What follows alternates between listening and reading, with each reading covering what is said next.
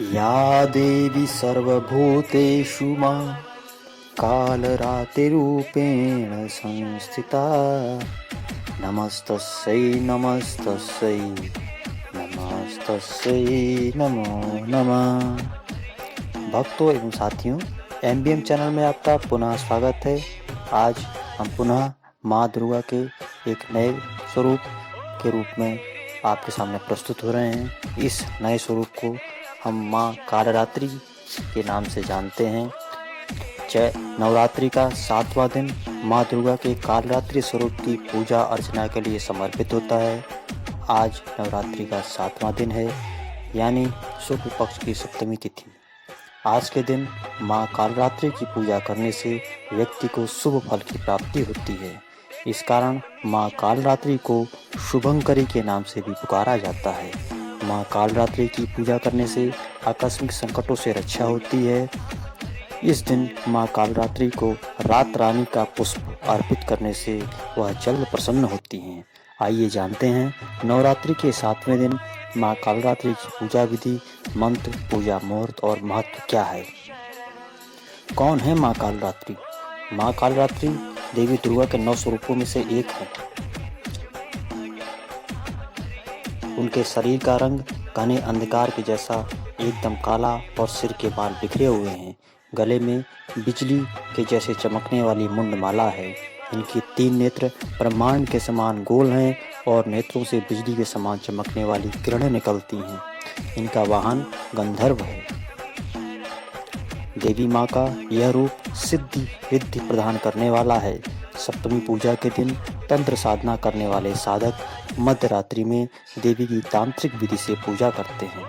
देवी ऊपर उठे दाएं हाथ की पर मुद्रा से भक्तों को आशीर्वाद देती है। दाएं हाथ के तरफ का नीचे वाला हाथ अभय मुद्रा में है। बाईं ओर के ऊपर वाले हाथ में लोहे का कांटों एवं नीचे वाले हाथ में कटार है। माँ कालरात्रि का स्वरूप देखने में जरूर भयावह है, लेकिन वह सदैव शुभ फल देने वाली है। इसलिए इनको शुभ करणी माता भी कहा जाता है। शास्त्रों में वर्णित विधि के अनुसार सबसे पहले कलश की पूजा करनी चाहिए, फिर समस्त देवी देवताओं की पूजा करनी चाहिए। सुबह में सप्तमी की पूजा अन्य दिनों की भांति ही की जाती है, किंतु रात्रि में विशेष विधान के साथ पूजा की जाती है। सप्तमी की रात्रि को सिद्धियों की रात भी कहा जाता है। तांत्रिक और अन्य साधु संत सप्तमी की रात को अपनी साधना पूर्ण करने में लगे रहते हैं। माँ कालरात्रि की पूजा में भक्तों को गंगा जल, पंचामृत, पुष्प, गंध और अक्षत को शामिल करना चाहिए। इसके साथ ही माँ को गुण का भोग भी लगाया जाता है। माँ आसुरी शक्तियों का नाश करके समस्त मानव जाति का कल्याण करती हैं। माँ अपने भक्तों की हर समस्या का निराकरण अति शीघ्र करती हैं। माँ कालरात्रि को दुष्टों का विनाश करने वाली माँ कहा गया है।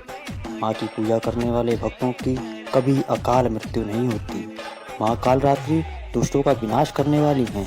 इनके भय से राक्षस, भूत प्रेत, दैत्य और दानव सब थर थर कांपते हैं। माँ के रूप को देखकर बुरे ग्रह का भी प्रभाव कम हो जाता है। माँ कालरात्रि की उपासना में साधक को यम, नियम और संयत का पूर्ण पालन करना चाहिए। मन, वचन और काया की पवित्रता भी रखना आवश्यक है। माँ कालरात्रि के विषय में संक्षिप्त रूप से एक कथा है। जब दैत्य शुंभ, निशुंभ और रक्तबीज ने तीनों लोकों में हाहाकार मचा रखा था, तब इससे चिंतित होकर सभी देवता शिव जी के पास गए और उनसे रक्षा की प्रार्थना करने लगे। भगवान शिव ने माता पार्वती से राक्षसों का वध कर अपने भक्तों की रक्षा करने को कहा। शिव जी की बात मानकर माता पार्वती ने दुर्गा का रूप धारण किया और शुंभ निशुंभ का वध कर दिया। जब माँ दुर्गा ने दैत्य रक्तबीज को मौत के घाट उतारा, तो उसके शरीर से निकले रक्त से लाखों रक्तबीज दैत्य उत्पन्न हो गए। इसे देख दुर्गा ने अपने तेज से कालरात्रि को उत्पन्न किया। इसके बाद जब माँ दुर्गा ने दैत्य रक्तबीज का वध किया और उसके शरीर से निकलने वाले रक्त को माँ कालरात्रि ने जमीन पर गिरने से पहले ही अपने मुख में भर लिया। इस तरह माँ दुर्गा ने सबका गला काटते हुए रक्तबीज का वध कर दिया। एक वेणी जपा कर्णपुरा नग्ना खरा स्थिता लंबोष्टि कर्णिका कर्णी तैलाभ्यक्ता शरीरणी हवामपादोल्लसल्लोह लता कंटकभूषणा वर्धना मूर्धध्वजा कृष्ण कालरात्रि भयंकरी वर्धना मूर्धजा कृष्ण कालरात्रि भयंकरी। ओम देवी कालरात्रे नमः। ओम देवी कालरात्रि नमः। आज के लिए बस इतना ही। अगले भाग में हम पुनः मिलेंगे माता के एक अगले स्वरूप के साथ। यदि आप इस संबंध में किसी भी प्रकार की जानकारी प्राप्त करना या सुझाव देना चाहते हैं तो कमेंट में अवश्य बताएं। मिलेंगे अगले भाग में, तब तक के लिए जय माता दी। ओए तेरे भवन दे दे अपनी शरण।